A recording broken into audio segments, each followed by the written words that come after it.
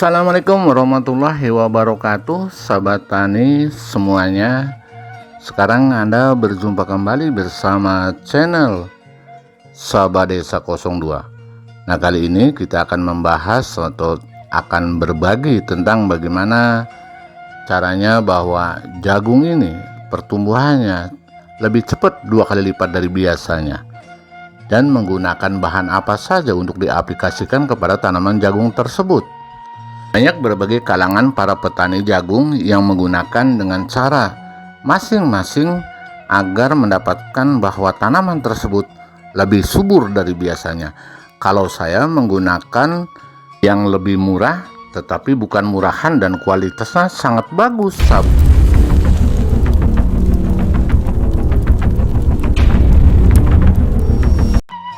Selain menggunakan pupuk berimbang yang ditaburkan melalui akar dan juga melalui atas, yaitu melalui daun lewat stomata daun, ini diaplikasikan 2 kali aplikasi di saat umur 35 hari dan umur 45 hari dengan menggunakan hasil racikan sendiri. Kali ini saya akan berbagi atau sharing tentang bagaimana caranya bahwa tanaman jagung ini adalah sangat subur dan sangat cepat pertumbuhannya, bahkan 2 kali lipat dari biasanya. Nah, inilah diantaranya bahan-bahan racikan yang perlu sahabat tani, terutama adalah petani jagung, mengetahuinya. Untuk pembuatan pupuk organik cair atau sebagai nutrisi tanaman jagung ini adalah sebagai berikut. Yang pertama, telur ayam atau telur itik sebanyak 10 buah. Dan yang kedua, susu kental manis sebanyak 10 buah. Yang ketiga adalah, sehubungan ini masih tahap vegetatif menurut saya, ini menggunakan gandasil daun minimal 250 gram dan ditambahkan MSG sebanyak 100 gram atau pecin bumbu masak 100 gram. Caranya sahabatku, yang pertama adalah kita mengaduk dulu gandasil buah sebanyak 500 gram, diaduk sampai rata. Setelah itu campurkan telur yang 10 itu, lalu dicampurkan susu, dan yang terakhir adalah MSG. Setelah itu diaduk kembali minimal itu sampai 5 menit minimal sampai merata, dan terus diaduk. Setelah merata dimasukkan ke dalam jerigen yang sebanyak 6 liter.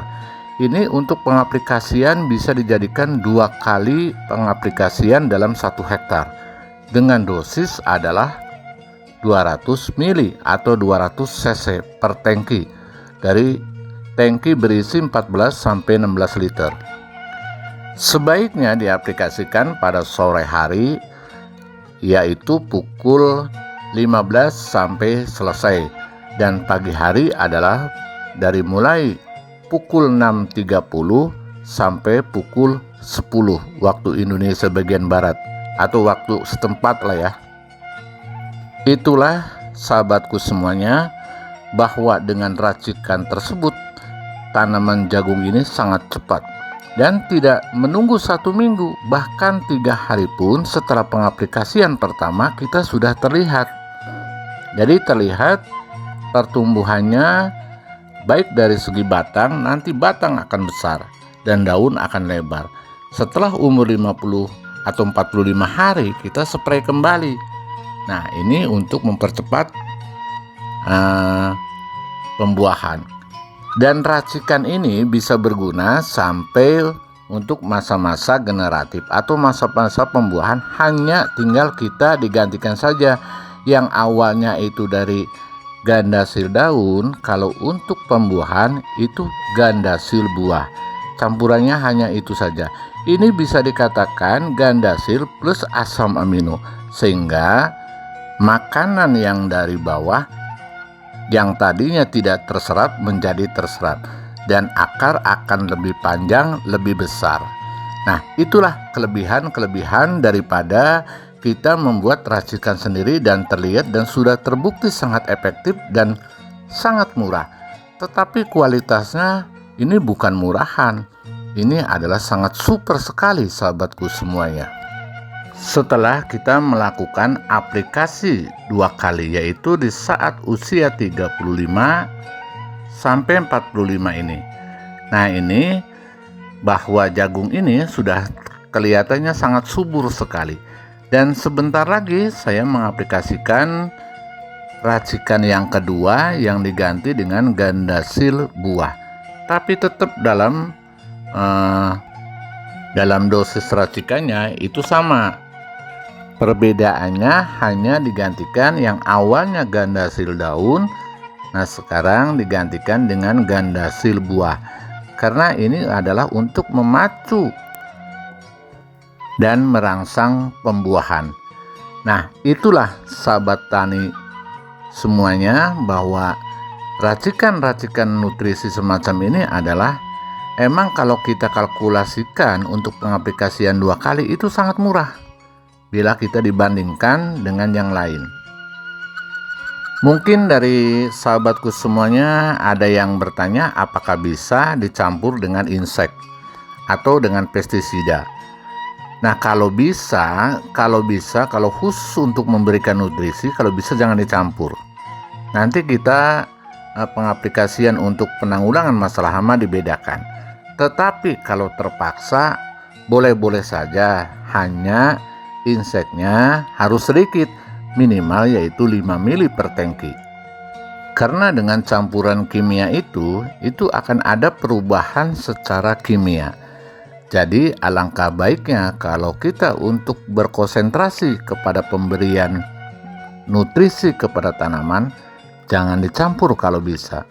Nah, dicampur pun tidak masalah, mungkin ada perubahan sedikit dan hasil tidak maksimal 100% karena sudah ada perubahan kimia. Itu yang pernah saya alami. Tetapi saya mencoba dengan cara yang tidak dicampur, ternyata hasilnya luar biasa. Ini adalah hasilnya. Yang akan saya lakukan, mungkin besok akan melakukan aplikasi untuk pembuahan, atau di masa-masa generatif sekarang ini adalah akan melakukan kita membuat racikan perangsang pembuahan. Dan perlu sahabat tani diketahui, kita walaupun setelah pemberian nutrisi itu 2 hari, kita lalu besoknya setelah 2 hari penyempraian atau 3 hari kita melakukan pengaplikasian pengendalian hama, itu tidak masalah. Dan tidak masalah, tidak mempengaruhi daripada kita pemberian nutrisi tadi. Tetapi beda lagi kalau dengan dicampur sekaligus, karena kita ada jeda. Ada jedanya kenapa? Di dalam proses 1 hari, 2 hari pun itu nutrisi kita sudah maksimal dengan cara seperti itu bekerjanya. Tinggal melakukan pekerjaan-pekerjaan dari nutrisi itu saja.